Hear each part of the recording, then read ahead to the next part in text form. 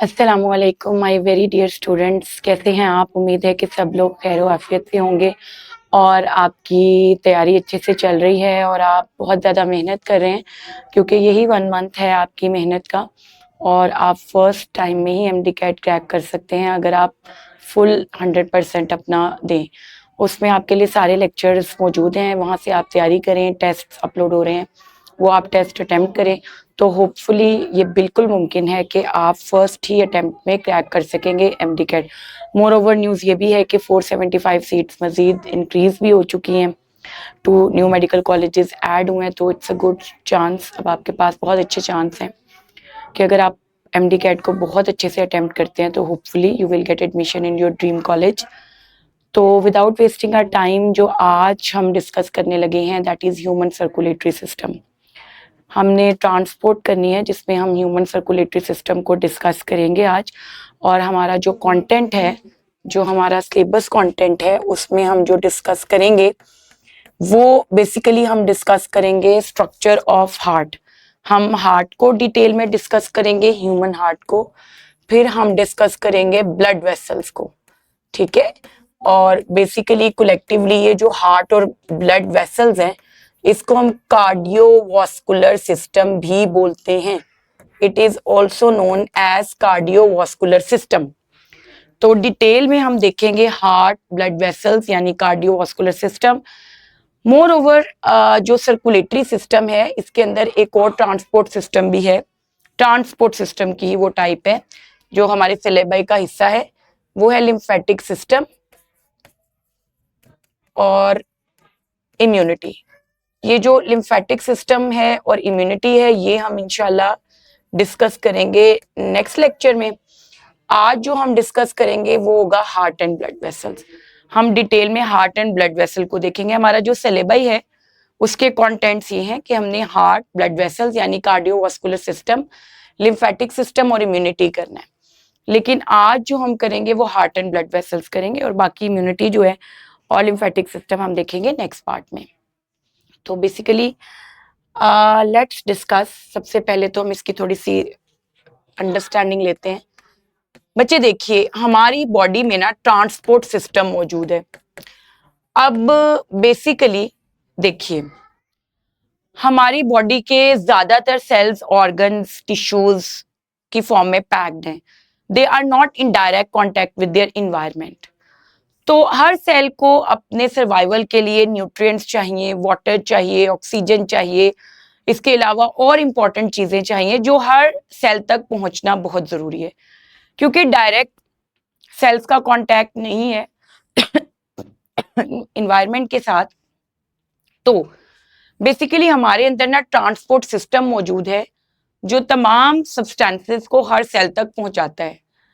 तो जब आप ट्रांसपोर्ट सिस्टम की बात करते हैं तो हमारे अंदर ना 2 तरह के ट्रांसपोर्ट सिस्टम है। एक है ब्लड सर्कुलेटरी सिस्टम, एक है ब्लड सर्कुलेटरी सिस्टम और एक है लिम्फेटिक सिस्टम।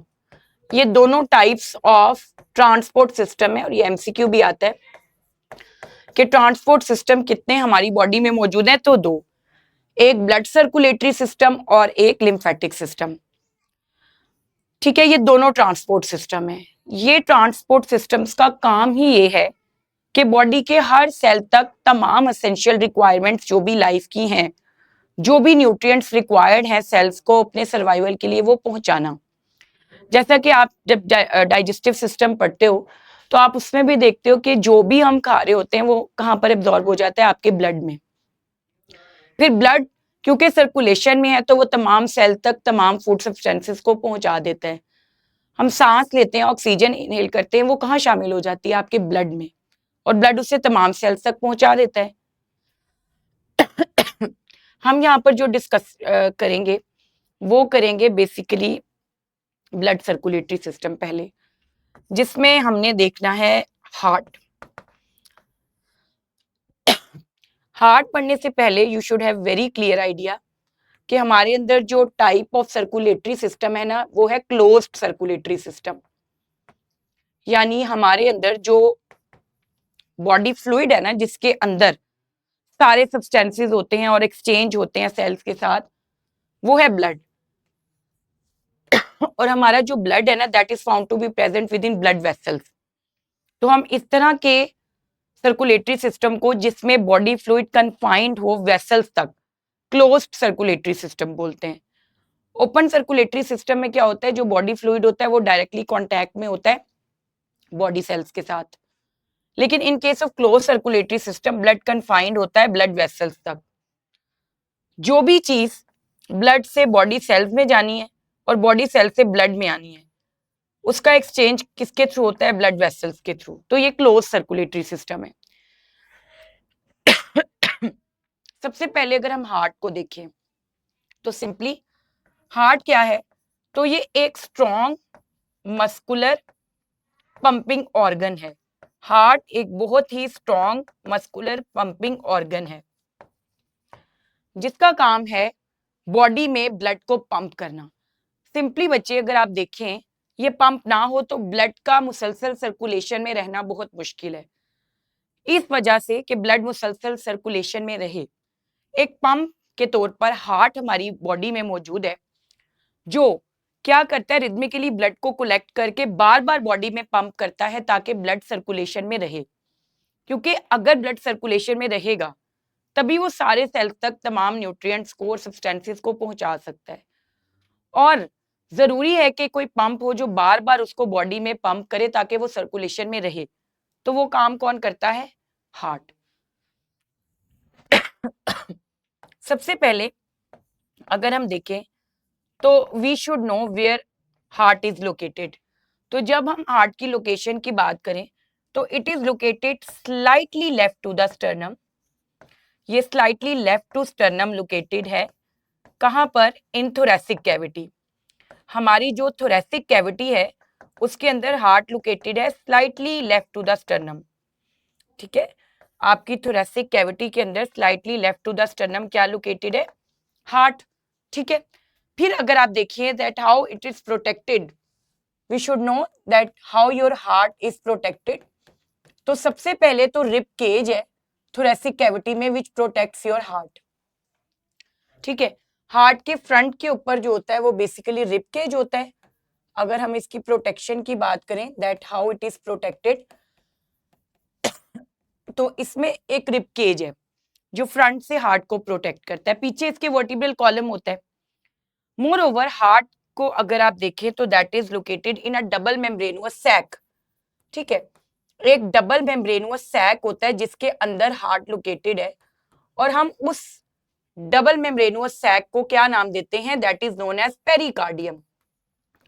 वो कहलाता है पेरिकार्डियम। ये डबल मेम्ब्रेनुअस सैक है जिसमें हार्ट लोकेटेड है। अब अगर आप देखें कि जो पेरिकार्डियम है वो क्या है, तो डबल मेम्ब्रेनुअस सैक, इसकी जो आउटर लेयर होती है वो इनइलास्टिक वाइट फाइब्रस टिश्यूज के ऊपर मुश्तमिल है। जो आउटर लेयर है पेरिकार्डियम की वो इनइलास्टिक वाइट फाइब्रस टिश्यूज पर मुश्तमिल है। इनका क्या काम होता है, ये प्रिवेंट करते हैं ओवर एक्सटेंशन ऑफ हार्ट को जब ब्लड उसके अंदर एंटर होता है। ओवर एक्सटेंशन ऑफ हार्ट, ये जो आउटर लेयर होती है ये इनइलास्टिक है और ओवर एक्सटेंशन से हार्ट को बचाती है सिंपली। ठीक है, फिर आते हैं, क्योंकि डबल मेम्ब्रेनुअस सैक है, पहले ही बात की, फिर आती है इसकी इनर मेम्ब्रेन। जो इनर मेम्ब्रेन होती है ना वो होती है डबल। इनर मेम्ब्रेन डबल होती है, ठीक है, जिसमें हम क्या कहते हैं, ये जो इनर डबल मेम्ब्रेन है उसमें ये इनर वाली लाइनिंग जो होती है उसको हम कहते हैं विजुअल लेयर, और this one is known as parietal layer. इसको हम बोलते हैं पेराइटल लेयर। ठीक है, विजुअल लेयर जो बिल्कुल हार्ट की आउटर मोस्ट लाइनिंग है समझे, यानी हार्ट की जो आउटर वॉल है ना वो बेसिकली विजुअल लेयर ही होती है, और फिर उसके बाहर क्या होती है, पेराइटल लेयर। तो सबसे पहले आपने कॉन्सेप्ट क्लियर रखना है, डबल मेम्ब्रेनुअस सैक है पेरिकार्डियम जिसमें हार्ट लोकेटेड है। उसकी आउटर लेयर जो है उसकी ओवर एक्सटेंशन से प्रिवेंट करती है हार्ट को, इनइलास्टिक टिश्यूज पर मुश्तमिल है। और इनर मेम्ब्रेन जो होती है वो डबल होती है जिसमें विजुअल है ये वाली, और ये वाली क्या है, पेराइटल। ये जो आउटर और इनर मेम्ब्रेन है इसके दरमियान में एक स्पेस है जिसको हम बोलते हैं पेरिकार्डियल कैविटी, और जो पेरिकार्डियल कैविटी है इसमें फ्लूइड भरा होता है जिसको हम कहते हैं pericardial fluid. Pericardial fluid friction को रिड्यूस करता है against contraction of heart, it reduces friction, उसको स्मूथ बनाता है। ठीक है, पेरिकार्डियल फ्लूइड को सीरस फ्लूइड भी कहा जाता है। तो ये simply this is the way how heart is protected. ये तो बात हो गई about protection of our heart. अब आप देखिए कि सिंपली प्रोटेक्शन ऑफ हार्ट की हमने बात कर ली। Now let's move step by step. आपने ना एक बहुत प्रॉपर वे में चीजों को समझना होता है। हमने बात की कि हार्ट क्या है, एक पंपिंग ऑर्गन, हमने उसकी लोकेशन की बात की, फिर हमने बात की उसकी प्रोटेक्शन की। नाउ हम बात करते हैं हार्ट वॉल्स की। जब आप हार्ट वॉल्स की बात करते हैं कि जो हार्ट की वॉल है वो किस पर मुश्तमिल है, तो हार्ट वॉल्स जो होती हैं उनमें 3 लेयर्स होती हैं। एक को हम बोलते हैं एपिकार्डियम, एक एपिकार्डियम है, दूसरी मायोकार्डियम है, और थर्ड वन जो है that is known as endocardium. 3 layers हैं। ठीक है, एपिकार्डियम आउटर मोस्ट है, मिडल वन मायोकार्डियम है, और इनर मोस्ट जो है दैट इज एंडोकार्डियम। ठीक हो गया, ये 3 लेयर्स होती हैं इसकी वॉल की। आउटर लेयर जो है that is mostly composed of connective tissues, इसमें कनेक्टिव टिश्यूज होते हैं। ठीक है, और इसके अलावा मिडल लेयर जो है that is the most important and thickest one. ये थिकेस्ट होती है और बहुत इंपॉर्टेंट होती है, and it is made up of specialised muscles जिनको हम बोलते हैं कार्डियक मसल्स। कार्डियक मसल्स का स्ट्रक्चर और फंक्शन जो है that is related to skeletal muscles. फर्क सिर्फ इतना है, इनमें इंटरकैलेटेड डिस्क्स होती हैं इनके सेल्स में। इनर मोस्ट जो है that is made up of endothelial cells. ये एंडोथेलियल सेल्स की एक लाइनिंग होती है। Step by step let's discuss chambers of heart. जब हम बात करते हैं चेंबर्स ऑफ हार्ट की, तो ह्यूमन हार्ट जो है, chambers of heart, human heart जो है दैट हैज 4 चेंबर्स। 4 चेंबर्स हैं और वो कंप्लीटली पार्टीशनड है, यानी चारों के चारों चेंबर्स के दरमियान में पार्टीशंस मौजूद हैं जो ब्लड को सेपरेट करती हैं। कंप्लीटली पार्टीशनड है, 4 चेंबर्स हैं, बिल्कुल चारों अलहदा हैं। यहां पर क्या होता है, कंप्लीट सेपरेशन होती है ह्यूमन हार्ट के अंदर, complete separation of oxygenated and deoxygenated blood. उसकी कंप्लीट सेपरेशन होती है, मिक्स नहीं होते वो बिल्कुल भी।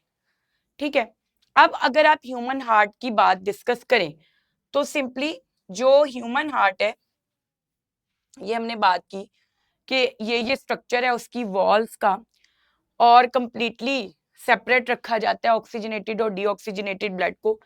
4 चेंबर्स की बात की जिसमें 2 अपर थिन वॉल्ड एट्रिया हैं, 2 अपर थिन वॉल्ड एट्रिया मौजूद है, और इसी तरह 2 जो हैं वो लोअर थिक वॉल्ड क्या मौजूद हैं, वेंट्रिकल्स। ठीक हो गया, ये बेसिकली 4 चेंबर्स हैं। अब हम इसको समझते हैं कि इसके अलावा क्या होता है इसके अंदर। एक तो मौजूद होते हैं हमारे पास इंटरवेंट्रिकुलर सेप्टम्स, एक होते हैं इंटरवेंट्रिकुलर सेप्टम, एक इसके अंदर मौजूद होता है इंटर एट्रियल सेप्टम। ठीक है, अब ये जो इंटरवेंट्रिकुलर सेप्टम है ये राइट और लेफ्ट वेंट्रिकल के दरमियान का सेप्टम होता है जो इन दोनों को सेपरेट करता है, और इसी तरह इंटर एट्रियल सेप्टम मौजूद होता है बोथ एट्रिया के दरमियान में। ठीक है, between right and left atria, और इनको एक दूसरे से सेपरेट करता है। इसके अलावा यहाँ पर मौजूद होते हैं वॉल्व्स। जब आप वॉल्व्स की बात करते हैं तो एक तो यहाँ पर मौजूद होंगे एट्रियो वेंट्रिकुलर वॉल्व्स। ठीक है, एट्रियो वेंट्रिकुलर वॉल्व्स होंगे, और एक होंगे यहाँ पर सेमील्यूनर वॉल्व्स। अगर आप हार्ट के वॉल्व्स की बात करें जो ब्लड की डायरेक्शन को और फ्लो को कंट्रोल करते हैं, एट्रियो वेंट्रिकुलर वॉल्व्स जो हैं वो 2 तरह के हैं। एक बायकस्पिड जो कि लेफ्ट साइड पर मौजूद है, और एक ट्राइकस्पिड, जो ट्राइकस्पिड है वो कहां पर मौजूद है, राइट साइड पर। हम देखते भी हैं सेमील्यूनर वॉल्व जो होते हैं एक तो होते हैं पल्मोनरी ट्रंक की बेस पर, पल्मोनरी ट्रंक पल्मोनरी आर्टरीज होती हैं जो ब्लड को लंग्स की तरफ लेके जाती हैं, और एक होते हैं एओर्टा की बेस पर, ठीक है, एओर्टा की बेस पर। तो ये वॉल्व्स भी हैं, हमने स्टेप बाय स्टेप करना है। चेम्बर्स की बात कर ली कि 4 हैं, फिर सेप्टम्स की बात कर ली कि सेप्टम्स 2 हैं, फिर वॉल्व्स की बात कर ली कि वॉल्व्स 4 हैं। नाउ अंडरस्टैंड, हम इसको अंडरस्टैंड करते हैं बहुत अच्छे तरीके से, और कितना इजी ये टॉपिक है कि अगर आप ये लेक्चर भी सुन लेते हैं तो आप इजीली उसको प्रिपेयर कर लेते हैं। इसको यहीं से आप प्रिपेयर कर सकते हैं, कोई आपको डिफिकल्टी फेस नहीं करनी पड़ती। तो लेट्स अंडरस्टैंड, हम इसको अंडरस्टैंड करते हैं with the help of diagram. ठीक है, हम इसको डायग्राम से अच्छे से समझते हैं कि हार्ट की क्या एनाटमी है और उसकी किस तरीके से फंक्शनिंग हो रही है। तो ये बहुत इजी सा लगेगा आपको। चलें जी, यहाँ पर हम एक रफ सी डायग्राम ड्रॉ करते हैं जी हार्ट की। ये कॉन शेप्ड होता है क्योंकि ये आ गया हमारे पास हमारा हार्ट। यहाँ पर भी एक होता है, यहाँ पर भी मौजूद है, ये आ गए हमारे वॉल्व्स ताकि हम इजीली इसको देख सकें। ये जी, ठीक है, ये आ गया यहाँ पर, इसके साथ यहाँ पर आ गए फिर वॉल्व्स। बहुत इजी, आप खुद देखेंगे कि ये तो हमें सारा सुनने से ही अंडरस्टैंड हो रहा है। तो ये आ गए हमारे पास हार्ट का एक रफ सा हमने स्ट्रक्चर देख लिया ताकि हम हार्ट को समझ सकें। तो हार्ट जो होता है ना basically that is conical in shape. ये भी एमसीक्यूज आते हैं कुछ, कॉनिकल शेप है इसकी, ठीक है। फिर 30 ग्राम्स अप्रोक्सीमेटली इसका वेट होता है। इसका साइज फिस्ट के इक्वल होता है, equal to fist.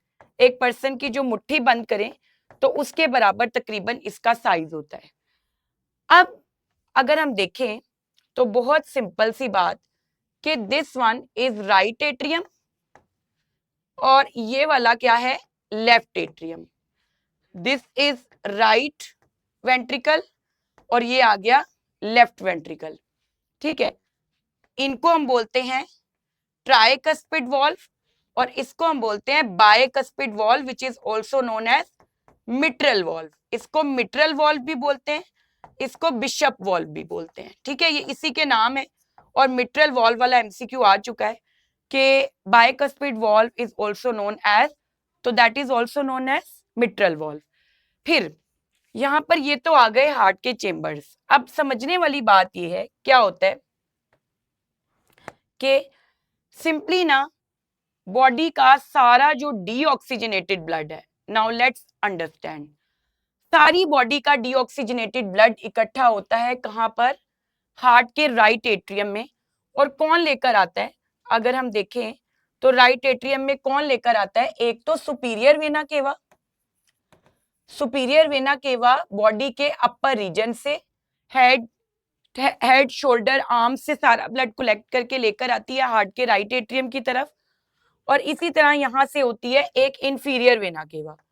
Inferior vena cava lower body से, ट्रंक से, लिम्फ से सारा डीऑक्सीजनेटेड ब्लड इकट्ठा करके लेके आती है राइट एट्रियम में, ठीक है। ब्लड सारा डीऑक्सीजनेटेड कहां पर इकट्ठा हो गया, राइट एट्रियम में। राइट एट्रियम जब कॉन्ट्रैक्ट करता है तो इन वॉल्व्स के जरिए ब्लड कहां पर आ जाता है, राइट वेंट्रिकल में। जब राइट वेंट्रिकल कॉन्ट्रैक्ट करता है तो ब्लड एंटर होता है पल्मोनरी ट्रंक में। पल्मोनरी ट्रंक जो होता है वो एक्चुअली में क्या होती है, पल्मोनरी आर्टरीज होती हैं जो कि राइट और लेफ्ट लंग्स तक लेकर जाती हैं बेसिकली ब्लड को फॉर ऑक्सीजनेशन, ठीक है। अब ये जो पल्मोनरी ट्रंक है इसकी बेस पर आप देखिए, इसकी जो बेस है यहाँ पर एक वॉल्व मौजूद है जिसको हम बोलते हैं पल्मोनरी सेमिल्यूनर वॉल्व। ये पल्मोनरी सेमिल्यूनर वॉल्व है। अब आफ्टर ऑक्सीजनेशन जब ब्लड ऑक्सीजनेट हो जाता है तो फिर उसको पल्मोनरी वेन्स लेकर आती हैं वापस हार्ट की तरफ। पल्मोनरी वेन है वो इसको कहां पर लेकर आएगी, अब लेफ्ट एट्रियम में। लेफ्ट एट्रियम से बायकस्पिड वॉल्व के through it will enter into the left ventricle और लेफ्ट वेंट्रिकल से ये कहां पर चला जाएगा, लार्जेस्ट आर्टरी में, जिसको हम क्या बोलते हैं, एओर्टा। सिंपली ये एओर्टा में चला जाएगा, ठीक है। तो एओर्टा की बेस पर भी आप देख सकते हैं यहाँ पर वॉल्व्स हैं, जिनको हम क्या बोलते हैं, एओर्टिक सेमिल्यूनर वॉल्व। ये लार्जेस्ट बेसिकली आर्टरी है एओर्टा, ये लार्जेस्ट आर्टरी है आपके बॉडी में, ठीक है। एक और बात जो याद रखने वाली है, पल्मोनरी आर्टरीज वाहिद वो आर्टरीज हैं which carry deoxygenated blood. Otherwise सारी आर्टरीज जो होती हैं उनमें ऑक्सीजनेटेड ब्लड होता है, वो जो कैरी कर रही होती हैं लेफ्ट वेंट्रिकल से बॉडी की तरफ। और इसी तरह जो पल्मोनरी वेन्स हैं, they are the only veins which carry oxygenated blood. Otherwise इनके अलावा सारी जितनी भी वेन्स हैं उनके अंदर कौन सा ब्लड होता है, डीऑक्सीजनेटेड, जो वो कलेक्ट करके हार्ट की तरफ लेकर आ रही होती हैं। तो ये बेसिकली ना हमारे पास ये हार्ट है। अब देखिए इसी के साथ ना आपने इसकी ब्लड सर्कुलेशन को समझना है। हमने एक की बनानी है ताकि आपको कुछ भी वो एमसीक्यू दें तो आप उसको इजीली कर सकें। और ये इतना इजी टॉपिक है, इसको कॉम्प्लिकेट करने की बिल्कुल जरूरत भी नहीं है, ठीक है। इसको इजी सा टॉपिक है तो इसको इजी रखे। थोड़ा सा इसको हम ना, मैं ये चाह रही हूँ कि हमारा इधर ही रहे क्योंकि इससे रेलेवेंट और भी हमने चीजें देखनी है। अब देखिए हम ब्लड सर्कुलेशन देखते हैं थ्रू हार्ट।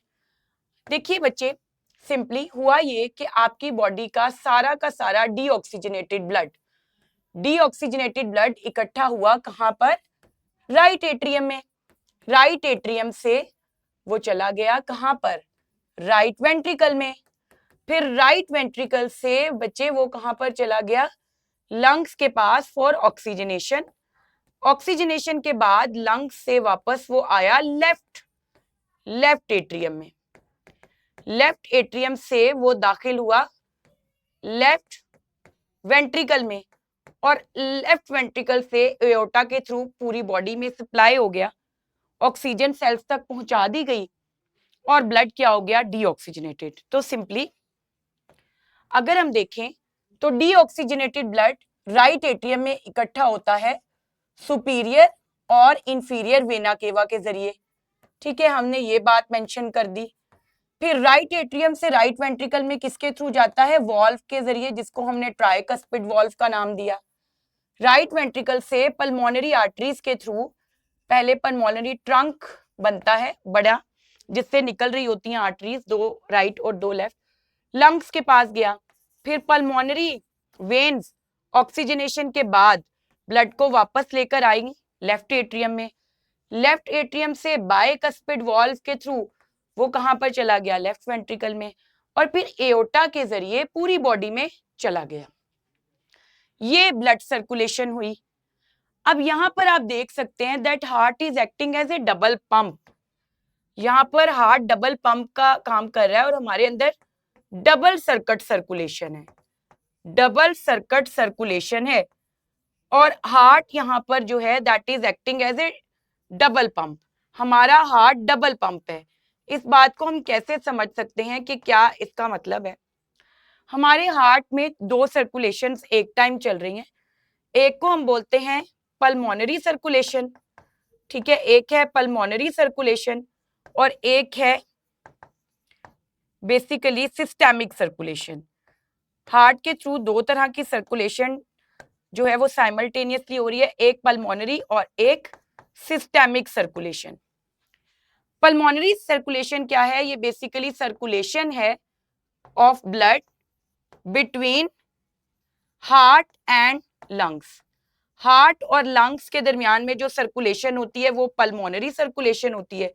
और इसी तरह जो सर्कुलेशन होती है ब्लड की, circulation of blood between heart and body, उसको हम क्या बोलते हैं, सिस्टेमिक सर्कुलेशन। क्या होता है कि आपका हार्ट ब्लड भेजता है लंग्स के पास फॉर ऑक्सीजनेशन। जो ब्लड है उसका राइट एट्रियम से राइट वेंट्रिकल में जाना और फिर लंग्स के पास जाना फॉर ऑक्सीजनेशन और लंग्स से वापस आ जाना, ये सर्कुलेशन क्या कहलाती है, this is known as pulmonary circulation. ये तो पल्मोनरी सर्कुलेशन हो गई। अगर हम इसको और इजीली, एक मिनट, ये अगर हम पल्मोनरी सर्कुलेशन को देखें बच्चे तो सिंपली जो ब्लड है उसका जो है वो लंग्स के पास फॉर ऑक्सीजनेशन जाना और फिर वापस आ जाना लंग्स से, ये पल्मोनरी सर्कुलेशन है। ये तो पल्मोनरी सर्कुलेशन हो गई। और फिर जब ब्लड, ऑक्सीजनेटेड ब्लड बॉडी में जाता है और बॉडी से दोबारा हार्ट में आता है, तो ये कौन सी हो गई? ये हो गई सिस्टेमिक सर्कुलेशन। बेटे ब्लड का हार्ट से लंग्स के पास जाना फॉर ऑक्सीजनेशन और लंग्स से फिर वापस आ जाना, ये पल्मोनरी सर्कुलेशन है। इसी तरह ब्लड का बॉडी में जाना और बॉडी से वापस हार्ट में आ जाना, ये सिस्टेमिक सर्कुलेशन है। तो हार्ट डबल पंप के तौर पे काम कर रहा है। मीनवाइल राइट वेंट्रिकल ब्लड को पंप कर रहा है पल्मोनरी ट्रंक में, और जो लेफ्ट वेंट्रिकल है वो ब्लड को पंप कर रहा है बॉडी में। एक बार जो एमसीक्यू बहुत इंपॉर्टेंट आ चुका है, राइट और लेफ्ट वेंट्रिकल की अगर आप रेशियो देखें तो दैट इज 1:3, यानी थिकनेस की बात हो रही है। इस तरह से ये एमसीक्यू आया कि थिकनेस की रेशियो क्या है, तो 1:3 है, यानी जो लेफ्ट वेंट्रिकल है वो 3 टाइम्स थिकर है राइट वेंट्रिकल के मुकाबले में। रीजन क्या है? It has to pump the blood into the whole body, इसने बॉडी में ब्लड को पंप करना होता है पूरी, तो इट मस्ट बी स्ट्रॉन्ग। जब आप सिस्टेमिक सर्कुलेशन की बात करते हो तो सिस्टेमिक सर्कुलेशन में ना पूरे बॉडी ऑर्गन्स तक ब्लड जा रहा होता है। अब इसके अंदर अगर हम इसको समझना चाहें कि ये सिस्टेमिक सर्कुलेशन को हम कैसे अच्छे तरीके से समझ सकते हैं, तो बेटे देखिए सिस्टेमिक सर्कुलेशन में होता ये है, ये अब देखते हैं, ये आ जाती है हमारी सिस्टेमिक सर्कुलेशन, ये ठीक है। सिस्टेमिक सर्कुलेशन जो होती है वो बॉडी में होती है, जहां पर बॉडी के मुख्तलिफ हिस्सों पे जो हार्ट है ना वो ब्लड को भेजता है, सप्लाई करता है ऑक्सीजनेटेड ब्लड। सिस्टेमिक सर्कुलेशन में हमारे पास क्या है? रीनल सर्कुलेशन, ठीक है। Dorsal aorta, as dorsal aorta descends down, ठीक है। डोर्सल एओर्टा जैसे जैसे नीचे जाती है, नॉर्मली अगर आप देखें तो एओर्टा की वही बात के 3 ब्रांचेस हैं। एओर्टा लार्जेस्ट है, एक जा रही होती है हेड को, ये वाली 2 जो है वो शोल्डर्स और आर्म को चली जाती हैं। एक जो होती है ना दैट डिसेंड्स डाउन, वो नीचे की तरफ आती है, जिसको हम कहते हैं डोर्सल एओर्टा, डोर्सल सरफेस से हार्ट की डोर्सल साइड से। ये जो डोर्सल एओर्टा होती है ना, एज इट डिसेंड्स डाउन, तो इससे आर्टरीज निकलती हैं जो बॉडी के मुख्तलिफ ऑर्गन्स तक ऑक्सीजनेटेड ब्लड को सप्लाई करती हैं, ठीक है। और फिर उसके बाद जब वो सप्लाई कर देती हैं तो वेन्स बाहर आ रही होती हैं जो डीऑक्सीजनेटेड ब्लड को लेकर इंफीरियर वेना केवा के साथ जुड़ती हैं ताकि हार्ट में ब्लड वापस भेजे। रीनल सर्कुलेशन में बच्चे रीनल आर्टरी जो डोर्सल एओर्टा की ब्रांच है वो ऑक्सीजनेटेड ब्लड लेकर जाती है किसके पास? To the kidney. किडनी में जाके इट डिवाइड्स इनटू आर्टीरियोल्स, जिनको हम बोलते हैं एफेरेंट आर्टीरियोल्स। फिर जो एफरेंट आर्टीरियोल्स हैं वो भी आपके पास क्या हो जाता है? डिवाइड हो जाते हैं ग्लोमेरुलस में, जो कि कैपिलरी नेटवर्क है, आपने बहुत डिटेल में देखा। फिर इफेरेंट आर्टीरियोल्स बनाता है glomerulus. Efferent arterioles 2 capillary networks बनाते हैं अगेन, एक वाजा रेक्टा और एक पेरिटिब्यूलर कैपिलरीज, ठीक है। ये तो डिटेल में आपने होम्योस्टेसिस में पढ़ा है, तो इसलिए हम इसको जरा जल्दी यहाँ पर गो थ्रू करेंगे, ठीक है। ये कैपिलरीज अगेन ज्वाइन करके रीनल वेन्यूल्स बनाती हैं, और वेन्यूल्स क्या बनाती हैं? रीनल वेन, जो कि डीऑक्सीजनेटेड ब्लड को ले आती है वापस किडनी से और एंटर हो जाती है इंफीरियर वेना केवा में। तो ये हो गई किडनी के थ्रू ब्लड सर्कुलेशन। फिर हम देखते हैं कोरोनरी सर्कुलेशन, बड़ी इंपॉर्टेंट बात। एक हमारे पास होती है कोरोनरी सर्कुलेशन। जब आप कोरोनरी सर्कुलेशन की बात करते हैं तो this is circulation of blood to heart. इसमें ये होता है कि at the base of aorta, जो बेस ऑफ एओर्टा होती है ना, वहां से निकल रही होती हैं 2 आर्टरीज, एक राइट और एक लेफ्ट कोरोनरी आर्टरी, ठीक है। कोरोनरी आर्टरीज निकल रही होती हैं directly from the base of aorta. जो एओर्टा की बेस होती है उससे 2 आर्टरी निकलती हैं, एक लेफ्ट और एक राइट कोरोनरी आर्टरी। ये कोरोनरी आर्टरीज क्या करती हैं? ऑक्सीजनेटेड ब्लड सप्लाई करती हैं टू हार्ट सेल्स, जो हार्ट की वॉल्स हैं उनके सेल्स को ये ऑक्सीजनेटेड ब्लड सप्लाई करती हैं। ये क्या हो जाती हैं, ये आर्टरीज ब्रेकअप हो जाती हैं आर्टीरियोल्स में, आर्टरियोल्स कैपिलरीज में, और कैपिलरीज ऑक्सीजनेटेड ब्लड सप्लाई करती हैं हार्ट के सारे वॉल के सेल्स को, क्योंकि वो तो होलो चेम्बर है अंदर से, लेकिन इटसेल्फ वो भी तो सेलुलर है, उसको भी तो सब चाहिए। फिर ये होता है कि यहाँ पर क्या हुआ, ये जो कैपिलरीज थी वो, ये अभी हमने यहाँ पर किया था कि वो आर्टीरियोल्स में डिवाइड होती हैं। ये ना हो जाता है खुद ब खुद ही, पता नहीं क्यों।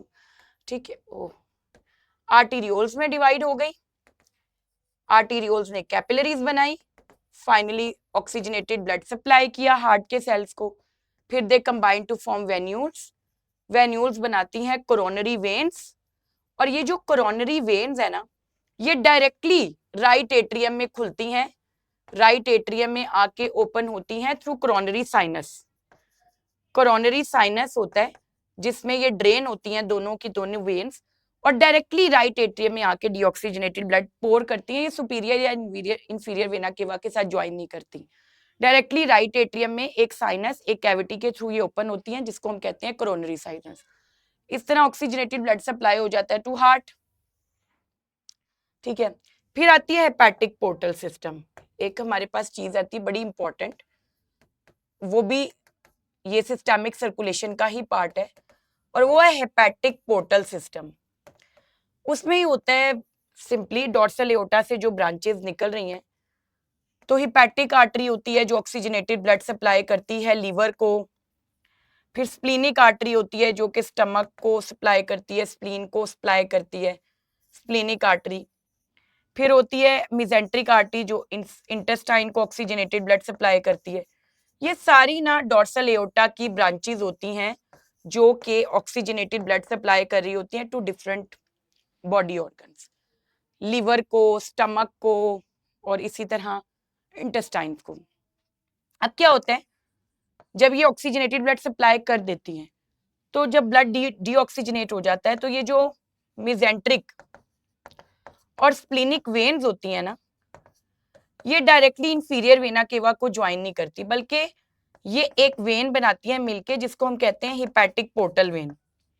ये सारी आपके जीआईटी से, आपके डाइजेस्टिव ट्रैक्ट से जो वेन्स आ रही होती हैं, स्पेशली इंटेस्टाइन से और स्टमक से, वो एंटर नहीं होती इंफीरियर वेना केवा में। जैसे ये रीनल जो वेन है वो इंफीरियर वेना केवा में एंटर हो जाती है, ऐसा नहीं होता, बल्कि वो एक बड़ी वेन बनाती है हिपैटिक पोर्टल वेन। वो हिपैटिक पोर्टल वेन बच्चे कहां पर एंटर हो जाती है, that enters into the liver. पहले लीवर में जाती है। अब लीवर क्या करता है, डिटॉक्सिफिकेशन, क्योंकि आपने जो भी खाया है वो ब्लड में एब्जॉर्ब हुआ है आपके गट में। इंटेस्टाइन में जो बेसिकली ब्लड है that is rich in nutrients, आपने जो खाया है वो ब्लड में एब्जॉर्ब हुआ है। हो सकता है कोई टॉक्सिक सब्सटेंस हो आपने खा लिया हो, या कोई भी ऐसी चीज, लीवर पहले उसको डिटॉक्सिफाई करता है। फिर उसके बाद प्रोटीन कैटाबॉलिज्म के अंदर जब प्रोटीन्स का ब्रेकडाउन होता है, तो उससे क्या प्रोड्यूस होती है, अमोनिया। लीवर उसको किस में कन्वर्ट करता है, यूरिया में। फिर उसको रिमूवल के लिए किसके पास भेज देता है, किडनीज के पास। तो हर लिहाज से वो ब्लड को आप समझे फिल्टर कर लेता है। फिर हिपैटिक पोर्टल वेन से दोबारा अब क्या बनती है, हिपैटिक वेन। वो किसमें एंटर होती है, इंफीरियर वेना केवा में, ताकि ब्लड को लेके जाया जा सके हार्ट के पास, क्योंकि वो ब्लड डीऑक्सीजनेट हो गया। तो ये हिपैटिक पोर्टल क्या होता है आपके पास, सर्कुलेशन के जो डीऑक्सीजनेटेड ब्लड मिजेंट्रिक या आपकी गट वाली आ रहा होता है ना आर्टरी से, वेन से, वो डायरेक्टली इंफीरियर वेना केवा को ज्वाइन नहीं करता, पहले लीवर में जाता है। तो ये हिपैटिक पोर्टल सिस्टम भी आ गया। फिर इसी तरह बच्चे सिंपली क्या होता है कि आपकी गोनेडल डोर्सल एओर्टा से जो होता है वो गोनेडल आर्टरीज निकल रही होती हैं।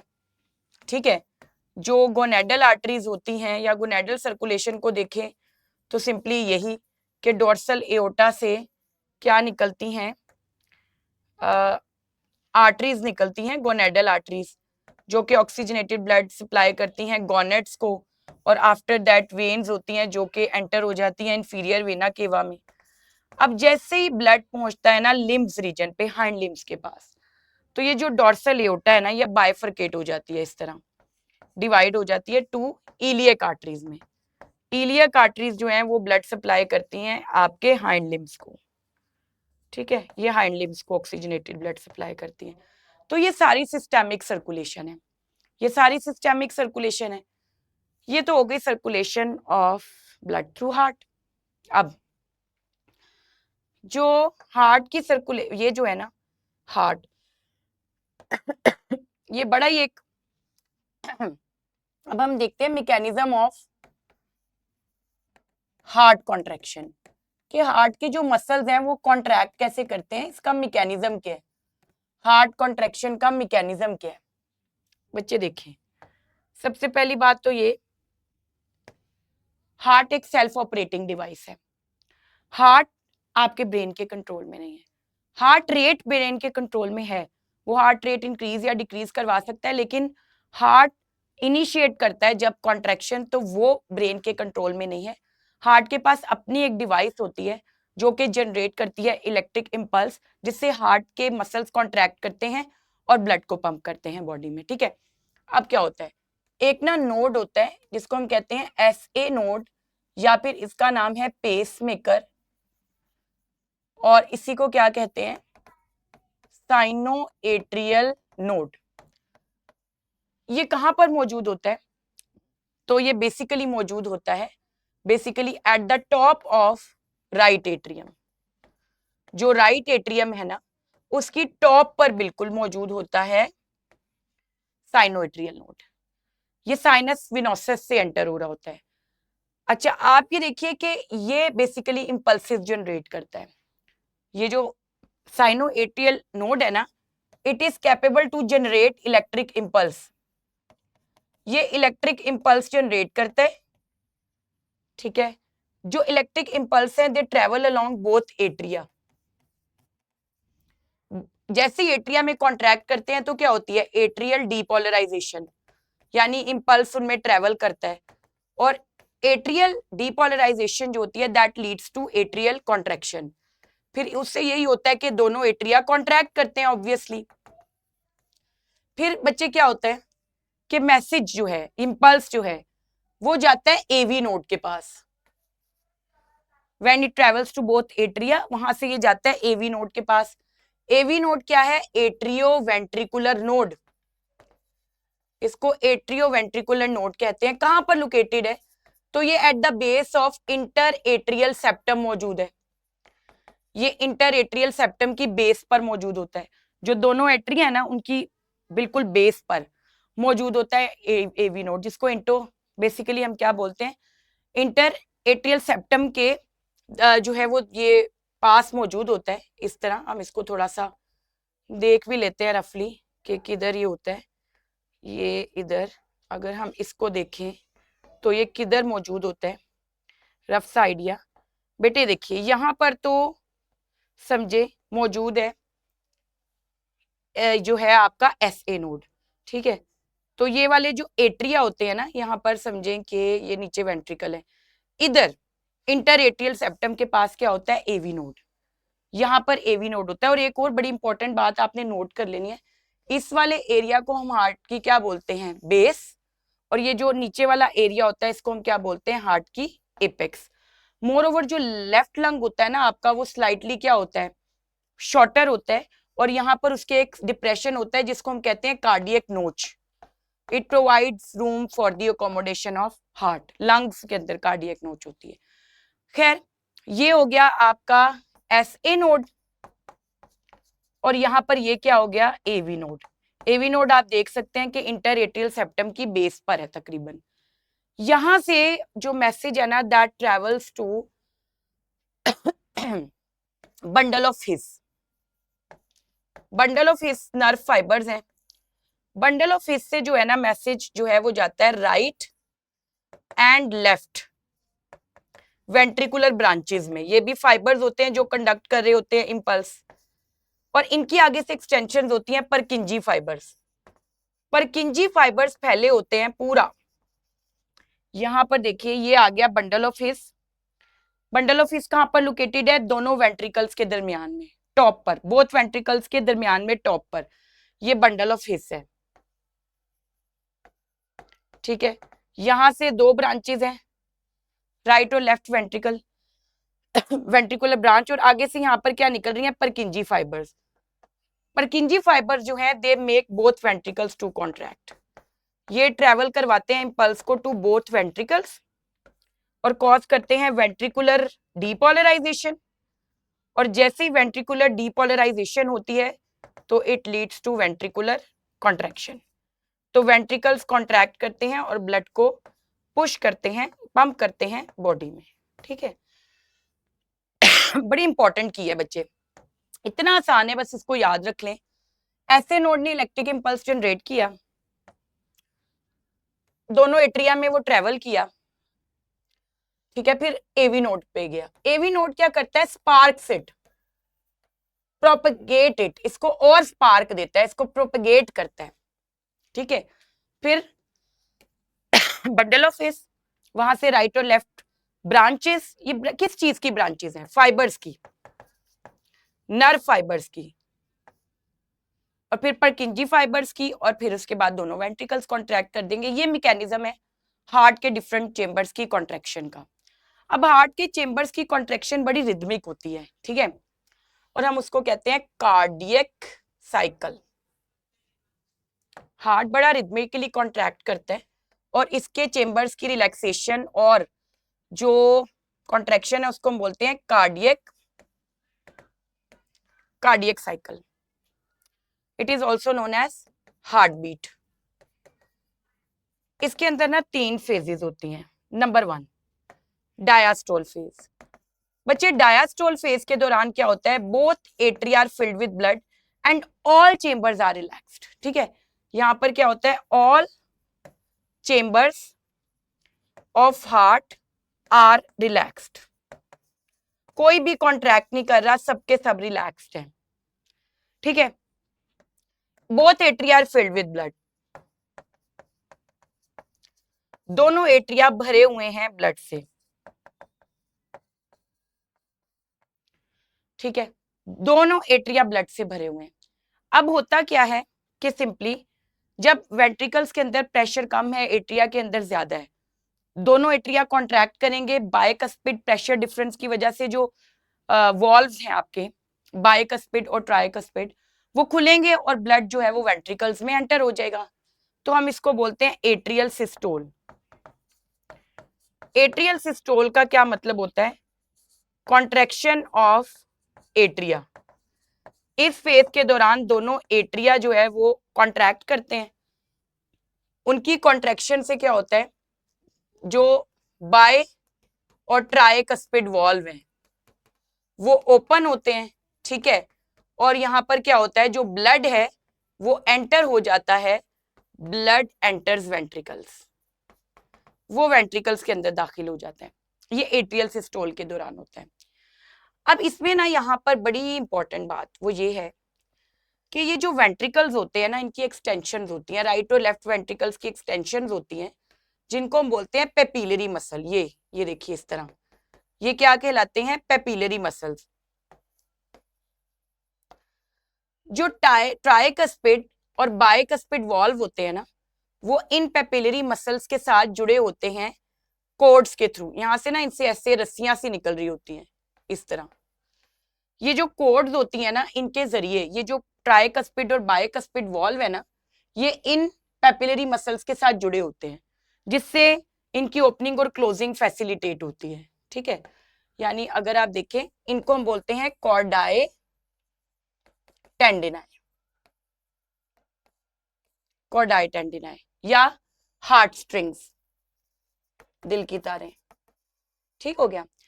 तो सिंपली आपके पास क्या हुआ कि ओपन हुए, ब्लड वेंट्रिकल्स में आ गया, फिर उसके बाद जो आती है थर्ड स्टेज वो आती है वेंट्रिकुलर डायास्टोल, फिर आता है वेंट्रिकुलर डायास्टोल।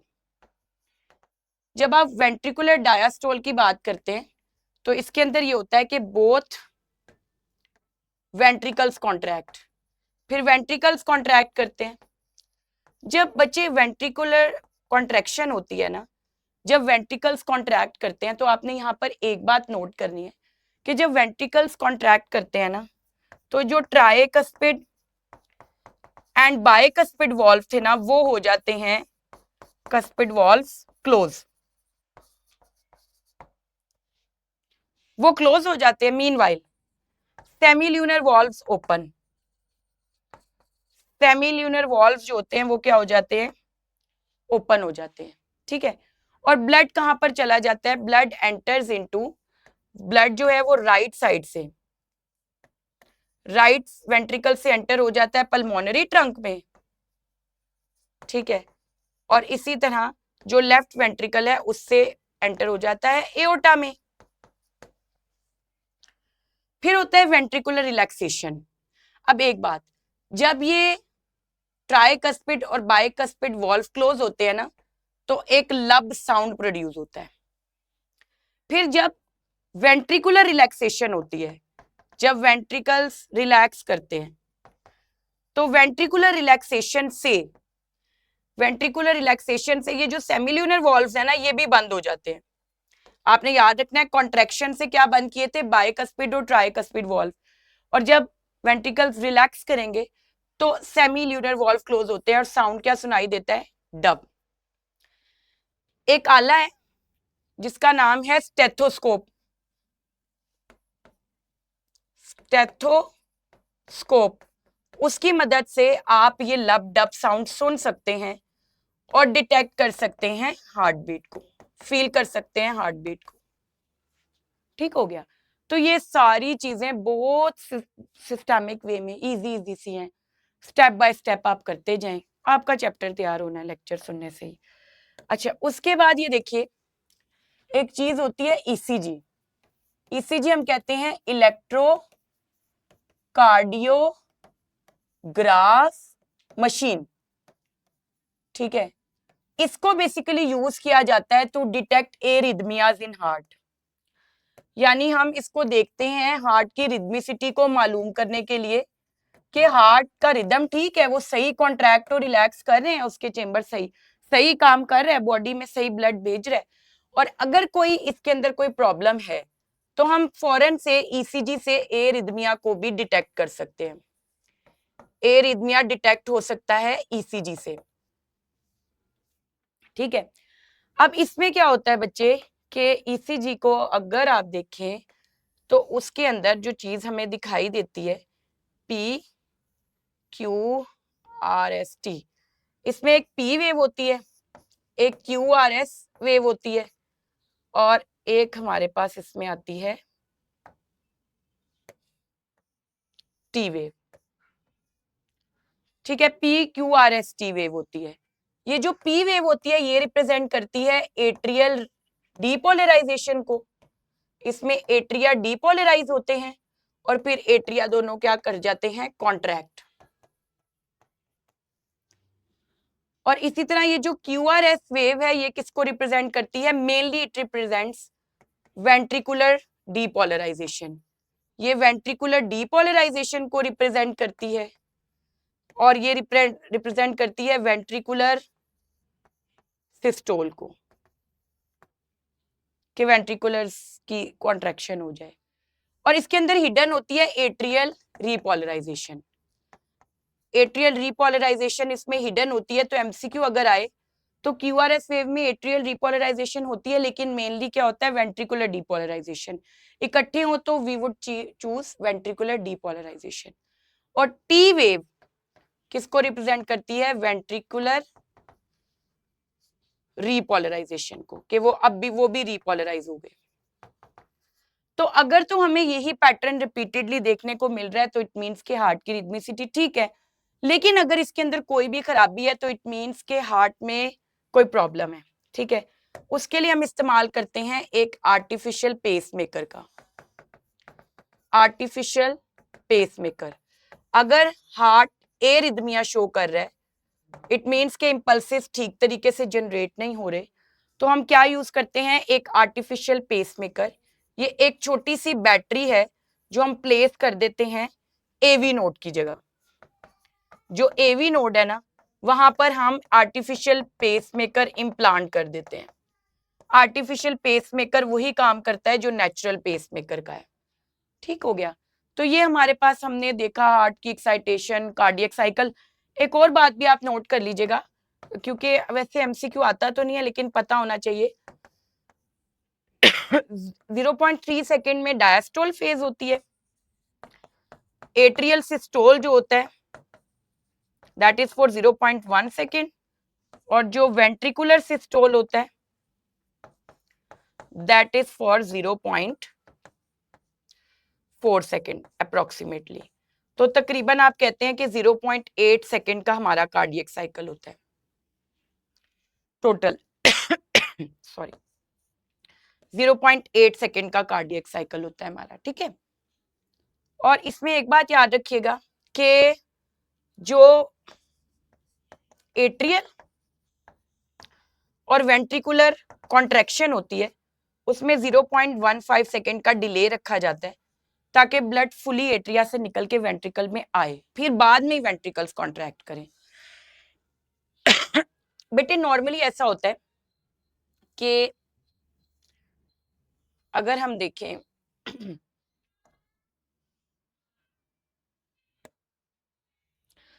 तो नेक्स्ट हमारा जो टॉपिक है ना, ये हार्ट के बारे में हमने सारी चीजें देख ली कि क्या क्या है। एक चीज जो आपको पता होनी चाहिए वो एक याद रखिएगा, that is blue babies. Blue babies में क्या होता है, नॉर्मली हमारी एम्ब्रियोनिक लाइफ में ना जो राइट और लेफ्ट एट्रिया होते हैं उनके दरमियान में एक होल होता है जिसको हम कहते हैं इंटर एट्रियल फोरामेन, होल होता है। या एक डक्ट होती है जिसको हम कहते हैं डक्टस आर्टीरियोसिस, एक डक्ट होती है और एक होल होता है। ये बाद में बंद हो जाते हैं जब हमारी हार्ट की डेवलपमेंट कंप्लीट होती है।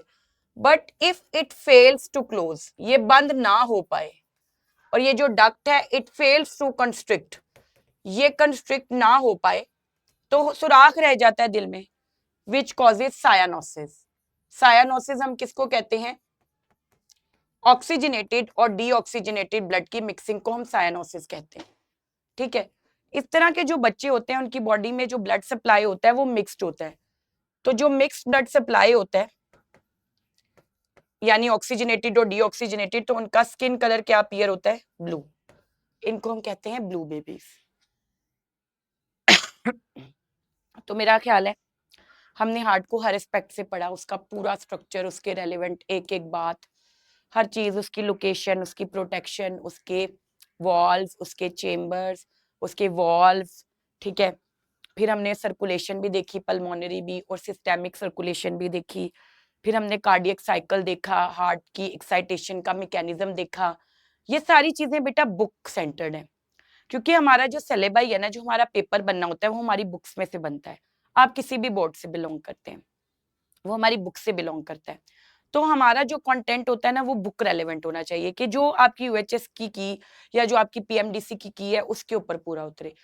बुक काफी चीजें लेटेस्ट अगर आप देखें तो बहुत सारी ऐसी चीजें जो कि बुक में मेंशन है लेकिन वो लेटेस्ट रिसर्च के साथ जस्टिफाई नहीं होती, लेकिन हम एक बुक के फ्रेम में रहते हैं। अब बच्चे देखिए, इस ये लेक्चर अगर आप देखते हैं तो that is enough for any board के आप प्रिपेयर कर सकते हैं अपना टोटली। हार्ट बीट से रेलेवेंट बेटे एक कंडीशन होती है जिसको हम कहते हैं टैकीकार्डिया, और एक कंडीशन होती है जिसको हम कहते हैं ब्रेडीकार्डिया। अगर नॉर्मल आपका जो हार्ट बीट रेट है ना, जब हम देखें नॉर्मल हमारा हार्ट रेट जो है that is 72 beats per minute. But if it is, अगर ये मोर देन 100 जा रहा है, more than 100 beats per minute जा रहा है तो टैकीकार्डिया, और अगर less than 40 beats per minute जा रहा है तो इस कंडीशन को हम क्या बोलेंगे, ब्रेडीकार्डिया। एरिथमिया, ये एरिथमिया है कि हार्ट सही से काम नहीं कर रहा, ये निशानी होती है एरिथमिया की, ठीक है। तो ये अबाउट हार्ट हमने कुछ भी नहीं छोड़ा, वैसे हर चीज ही कवर कर ली है। नेक्स्ट बच्चे जी हमारी बात हो जाती है ब्लड वेसल्स पे, क्योंकि कार्डियोवास्कुलर जो है वो सिस्टम स्टडी कर रहे हैं। एक और बात, कार्डियोलॉजी वो ब्रांच है जिसके अंदर हम हार्ट और हार्ट से रिलेटेड सारी चीजों को स्टडी करते हैं। सारी डिजीजेस हार्ट रिलेटेड जितनी भी चीजें हैं वो इसके अंदर ही देख रहे होते हैं कार्डियोलॉजी के अंदर। अब आ जाते हैं हम ब्लड वेसल्स पर। जब आप ब्लड वेसल्स की बात करते हो तो सिंपली जब हम ब्लड वेसल्स की बात करते हैं तो हमारे अंदर ना 3 टाइप्स की ब्लड वेसल्स हैं। 3 टाइप्स की ब्लड वेसल्स हैं। एक होती है हमारे अंदर आर्टरीज, एक होती हैं वेन्स और एक होती हैं ब्लड की कैपिलरीज। ये होती हैं 3।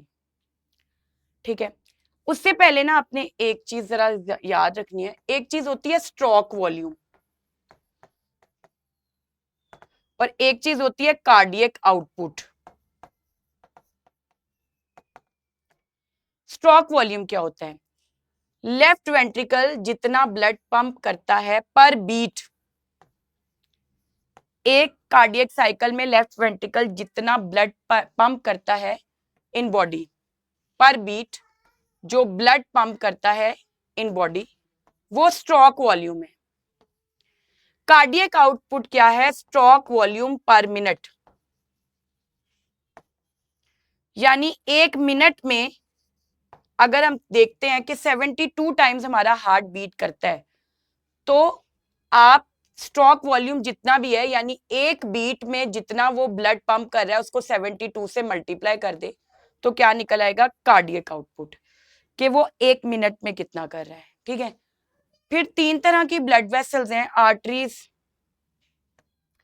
अगर आप देखें तो आर्टरीज क्या होती हैं? ये क्या करती हैं? Carry oxygenated blood away from heart.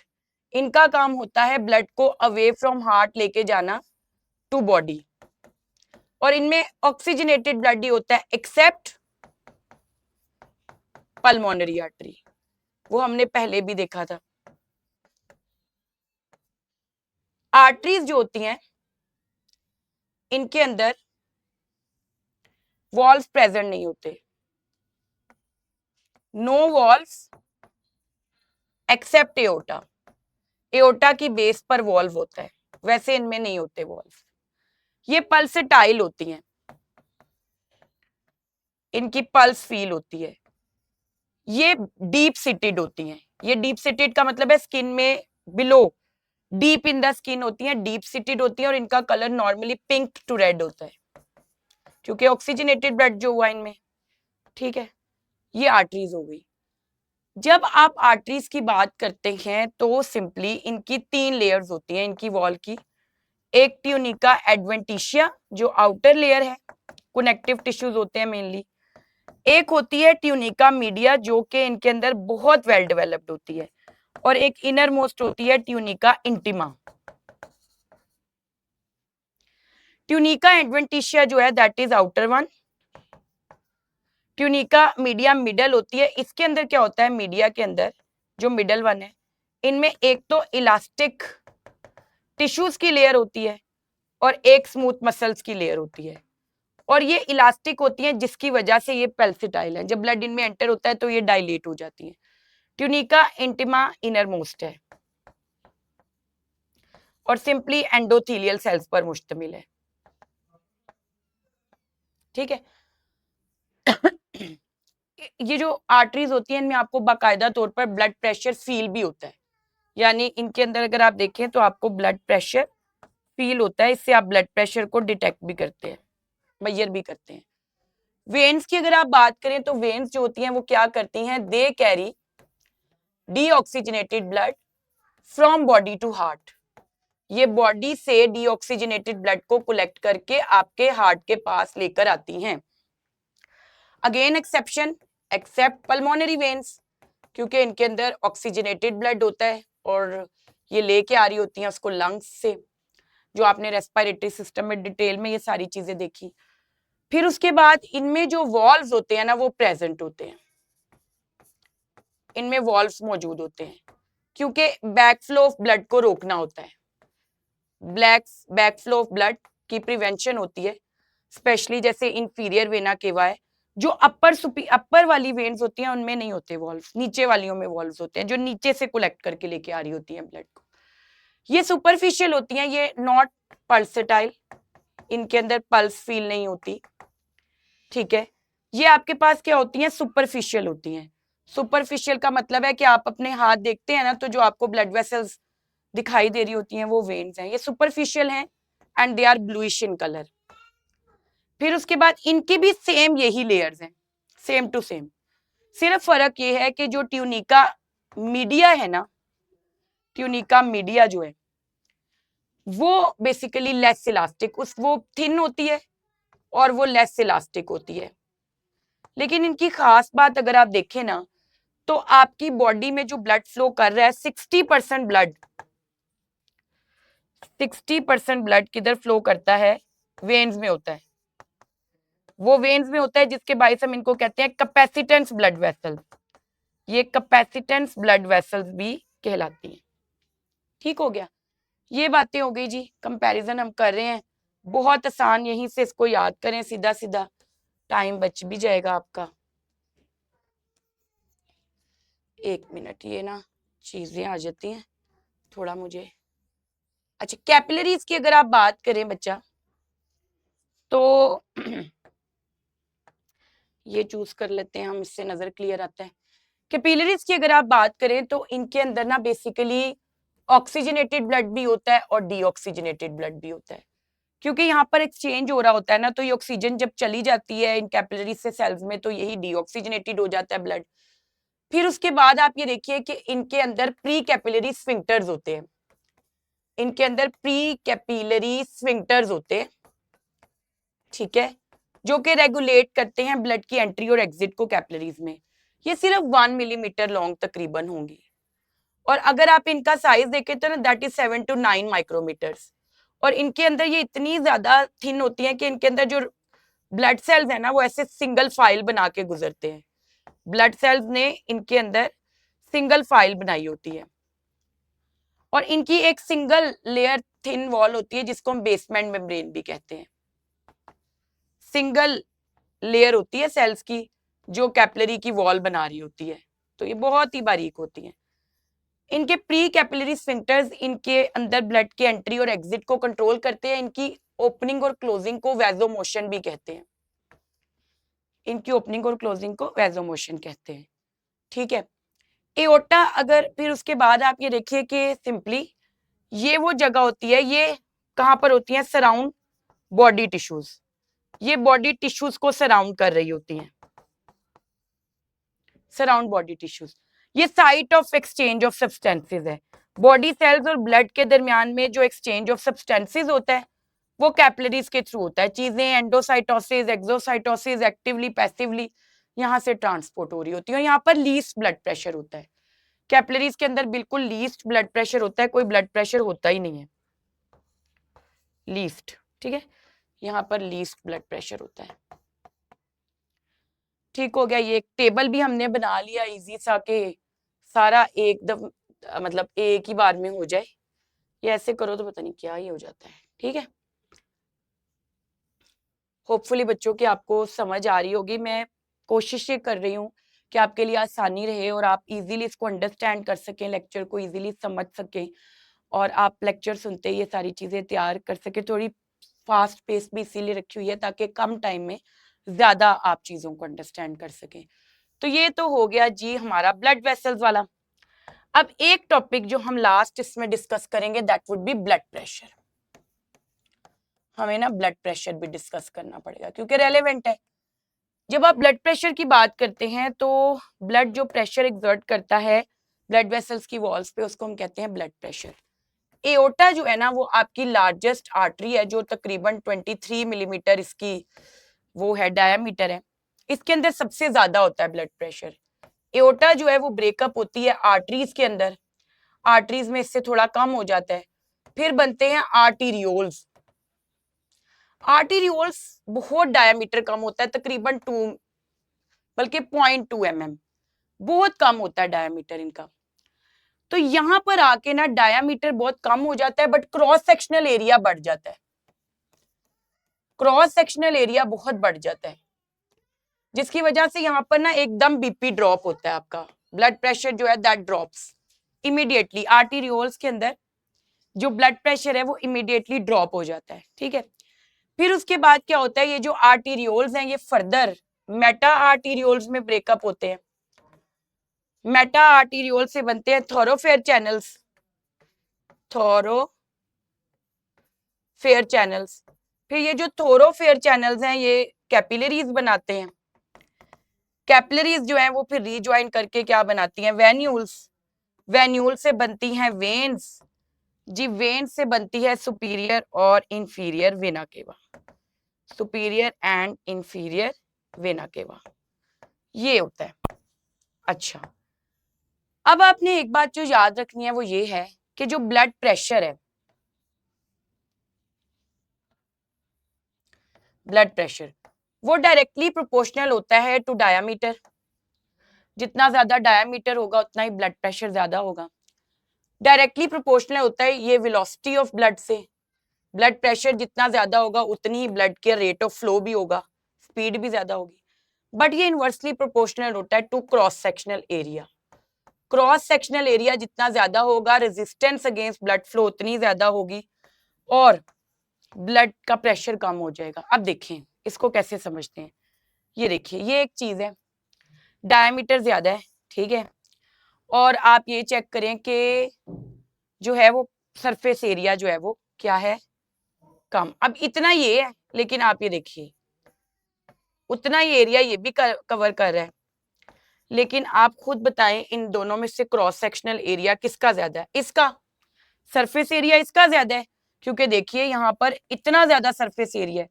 दोनों का डायमीटर तकरीबन सेम है, लेकिन ये क्रॉस सेक्शनल एरिया ज्यादा हो गया। तो क्रॉस सेक्शनल एरिया जितना ज्यादा होगा उतनी ही ब्लड फ्लो के अगेंस्ट रेजिस्टेंस ज्यादा होगी और ब्लड प्रेशर कम हो जाएगा। यही वो वजह है कि आर्टीरियोल्स में क्योंकि ब्रांचिंग बहुत ज्यादा होती है, उनका जो क्रॉस सेक्शनल एरिया होता है वो ज्यादा होता है, तो वहां पर आकर ब्लड प्रेशर कम हो जाता है क्योंकि रेजिस्टेंस बढ़ जाती है अगेंस्ट ब्लड फ्लो। तो अगर हम देखें ना तो सिंपली ब्लड का प्रेशर सबसे ज्यादा कहाँ पर होता है? एओर्टा में, फिर आर्टरीज में, और फिर आर्टीरियोल्स में कम हो जाता है, और जो वेन्स होती है कैपिलरीज होती हैं उनमें बिल्कुल कम हो जाता है, और फिर वेन्स के अंदर में सुपीरियर और इंफीरियर वेना केवा में वो दोबारा से जो प्रेशर है वो बिल्ट होना शुरू हो जाता है। तो एओर्टा में दैट इज मैक्सिमम, एओर्टा में मैक्सिमम होता है। ये ऐसे ऐसे जो हम रिप्रेजेंट करते हैं ना, ये करते हैं 120 और 80 को। 120 क्या होता है, सॉरी ये होता है सिस्टोलिक प्रेशर कि जब हार्ट के चेंबर्स कॉन्ट्रैक्ट करते हैं, और 80 क्या होता है? Diastolic pressure. तो ये स्फिग्मोमैनोमीटर, मैनोमीटर वो इंस्ट्रूमेंट है जिससे हम ये बेसिकली करते हैं detect, measure sorry blood pressure. तो हमें ये मिलता है कि जो सिस्टोलिक प्रेशर होता है ना वो नॉर्मल में मैक्सिमम 120 होता है, और डायस्टोलिक जो होता है जी वो होता है 80। ठीक है, तो एओर्टा में ज्यादा है, फिर आर्टरीज में थोड़ा सा कम हुआ, आर्टियोल्स में तो बिल्कुल ही ड्रॉप हो गया, फिर कैपिलरीज में उससे भी कम हो गया, फिर आप ये देखिए वेन्यूल्स हो गई, वेन्स हो गई, लेकिन जो वेना केवास है ना उनके अंदर ये दोबारा से ऐसे बिल्ट होना शुरू हो जाता है। लेकिन क्रॉस सेक्शनल एरिया अगर आप देखें तो वो क्रॉस सेक्शनल एरिया जो है ना वो सबसे कम किसका होता है? क्रॉस सेक्शनल एरिया कम होता है आर्टरीज का और वेना केवास का, ठीक है, उनका कम होता है, और आर्टीरियोल्स का बहुत ज्यादा होता है, ठीक है, जिसकी वजह से यहाँ पर जो क्रॉस सेक्शनल एरिया ज्यादा होने की वजह से ब्लड प्रेशर कम हो जाता है।